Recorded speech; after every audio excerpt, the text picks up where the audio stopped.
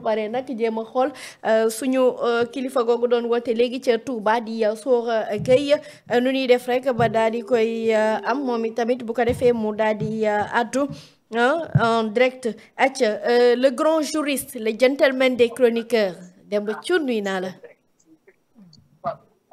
maa ngi lay fay Ndak ça va. ça va j'espère que tout va bien. bien merci. D'accord. bàyyi la nga nuyoo ko internet yi nekk di la suivre en direct. maa ngi leen di nuyu di la nuyu di leen ziar bu baax a baax mbégte la di leen jox seen wàccuwaay. acca Demba Thioune ci bëccëg dañoo dégg ñu ni Madiambal Diagne te mu nekkoon fugitif nekk journaliste jiite li nga xamante ni rek moo di le quotidien dañu ko teg loxo foofule ca France balaa may continuer ak internet yi bàyyi la nga daal di ñëw yow ci ay leeral yi nga xamante ni askan wi war nañ koo mën a xam ci boobule dossier. waaw xam nga soo nekkee sur le coup de mandat d'arrêt international. donc dañuy émettre benn avis de recherche ak d'interpellation mooy ñu lay seet fu ñu la fekk rek après ñu jàpp la. léegi interpellation boobu loolu la ñuy tuddee une arrestation provisoire. mooy da ngay teewaale nit ki le temps que ki nga xamante moom mooy autorité judiciaire bi mu décider recevoir ko su boobaa. ñu xool lan mooy génn ci boobu audition. donc tout à fait normal dans cette procédure bi nga xam moom mooy Madiambal Diagne. bu ñu dee mandat d'arrêt international contre moom ba autorité française yi jotee boobu information ba Interpol def liggéeyam. donc il reviendra à la police de faire ce qu'on appelle le nécessaire. foo ko gis rek nga jàpp ko. léegi nag arrestation boobu noonu par exemple. bu dee ci loi française ci code de procédure pénale. oui. dafa may la police un délai de 48 heures. pour jox ki nga xamante moom lañ jàpp Madiambal Diagne pour jox de présenter que le procureur général. loolu soo demee ci article 696. 10 du code de procédure 696 10 du point. 10 plutôt du code de procédure pénale français. moo lay wax loolu. c'est-à-dire que mu ngi lay wax que ne. bépp doomi aadama bu ñuy jàpp nga xamante ne da nga nekk sous le coup d'un mandat d'arrêt. policiers yi am nañu 48 heures. pour présenter la ki nga xamante ni moom mooy le président de la cour le procureur général. donc le procureur général boo ko déggee rek jàppal ne la juridiction c'est la cour d'appel. donc c'est le procureur général de la cour d'appel. bi nga xamante ni foofu lañ jàppee waa ji. c'est-à-dire moom après foofu dañ naan le tribunal territorialement compétent. c'est-à-dire que fi nga xamante fa nga ko jàppee ci zone boobu noonu ki nekk procureur général de la cour d'appel de la localité du territoire kooku lañ koy yóbbul. si c'est à Paris c'est le procureur général de la cour d'appel de Paris. Si c'est à Nanterre, c'est le procureur général de la cour d'appel de Nanterre. Si c'est à Montpellier, ce sera le procureur général de la cour d'appel de Montpellier. Oui. Donc loolu mooy li am d'abord kon si loi bi daf ne toute personne appréhendée à la suite d'une demande d'extradition doit être conduite dans les 48 heures devant le procureur général territorialement compétent. ñu ne après avoir vérifié l'identité de la personne réclamée, le procureur général l'informe dans une langue qu'elle comprend de l'existence et du contenu de la demande d'extradition dont elle fait objet et l'avise qu'elle peut être assistée par un avocat et de son choix ou à défaut par un avocat commis d'office par bâtonnier de l'ordre des avocats. Il sera informé alors sans délai par tout moyen et il avise qu'elle peut s'entretenir immédiatement avec l'avocat désigné. Mention faite à peine de nullité de la procédure au procès verbal, l'avocat consulte, etc. li pare li audition la mais genre identification formelle la. pour ñu xam ki ñu jàpp. moom mooy kenn li tax ñu jàpp ko est-ce que xam na ne moom dañ koy war nañ ko delloo est-ce que dina nangu et cetera. léegi su loolu jeexee c'est-à-dire ci ngay xool ndax dañ koy téye wala dañ koy bàyyi. léegi téye ko ci bàyyi ko soo bëggee comprendre da ngay dem ci article 96 plutôt. tiré 11 du code pénal français daf ne à la suite de la notification de la demande d'extradition s'il décide, ça c'est le procureur général, s'il décide de ne pas laisser en liberté la personne, le procureur général la présente au premier président de la cour d'appel ou au magistrat du siège désigné par lui-même.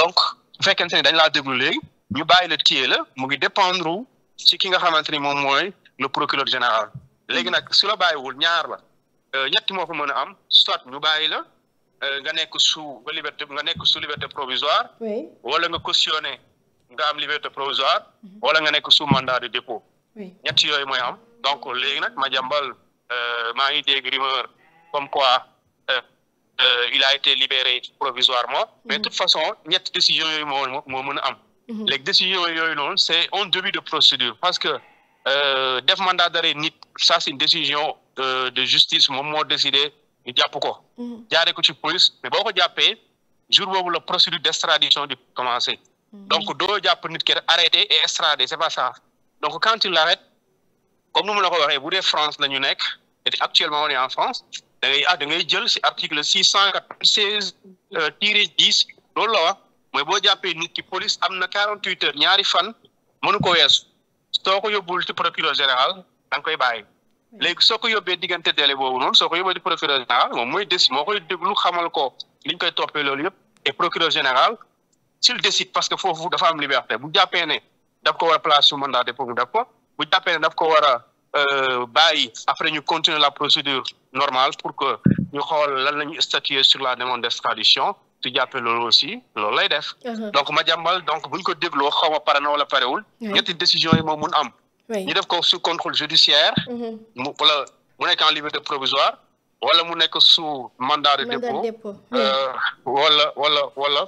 wala ñu téye ko te téye boobu mënul yàgg parce que téye mënoo dafa am délai boo xamante ne moom moo la voilà mënoo ko weesu donc su boobaa nag le procureur général moom il entame la procédure bi nga xamante moom la ko état wu Sénégal jox mooy la procédure d'extradition donc su boobaa ba mooy décider ndax da leen delloo Madiambal selon li ñu tuddee les conditions yi ngay teg pour que nit nga mën ko génnee réew pour mu dem beneen réew ginnaaw ko bëgg justice réew boobu soxlaa am na solo mais léegi Thioune yow ni nga gisee dossier Madiambal Diagne bi ci grand format beeg yooyu lan nga si jàpp da nga jàpp ni dañu koy indil wala da nga jàpp ni li ma ci jàpp du bëri parce que am na dafa am fu ñu toll nii par exemple te bu ñu tolloo ci beneen étape bi foofu bon ce sera un débat purement juridique parce que tey soo bëggee extrader doom nit ki France par exemple moom danaan la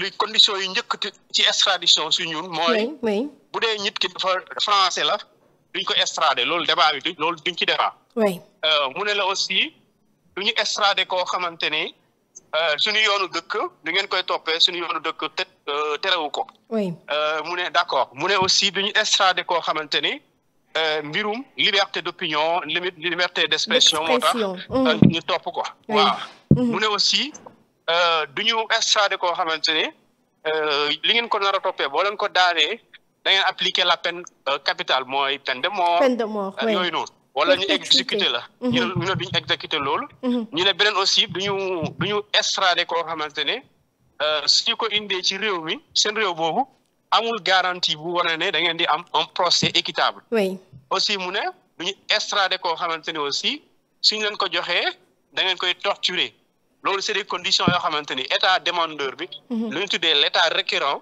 bu remplir su dee ces conditions là dafay def l'objet d'un doute France du ko jox nit kooku noonu donte réew boobu mu ne ñu ko réclamer foofu la dëkk léegi nag booy xool situation Madiambal Diagne le dossier en question donc il y a rien ci conditions yooyu amul lenn lu fa nekk sauf que bon mën nañu demander des garanties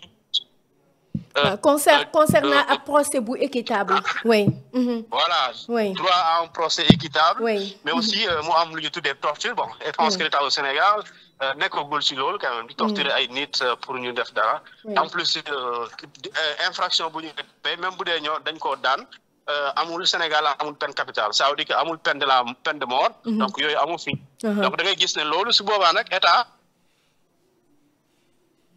wane nañu il va bénéficier Madiambal va bénéficier d'un procès et boo xamante ni tous ces droits en tant que tous ces droits seront respectés. léegi nag su boobaa ce sera un débat en tout cas pour nga comprendre ko c'est pas une procédure qui va durer une semaine ou 2 jours déedéet ça peut durer des mois voire de plusieurs mois. mi ngi noonu en tout cas daal am na ñu bëri tamit Thioune ñuy def comparaison di comparer dossier Madiambal Diagne ak bu Dora Gueye ndax finalement Dora moom i tamit ab procédure bu nu enclenché la waaye jeexagul. waaw xam nga Dora la seule ressemblance que c'est que ils sont tous sénégalais poursuivis par la justice sénégalaise. xam nga sànq Dora Gueye li taxoon mu rejeté li ñu tuddee son extradition bokkoon na ci lu teg ci table bu ne perte boobu moom moo tax sax après bu mu génnee même si dafa nekk Thioune li ngay wax sànq dafa dagg concernant bi ngay wax concernant Dora Gueye li ko tax mënuñu ko woon extradé dafa daggoon ñëwaatal foofu.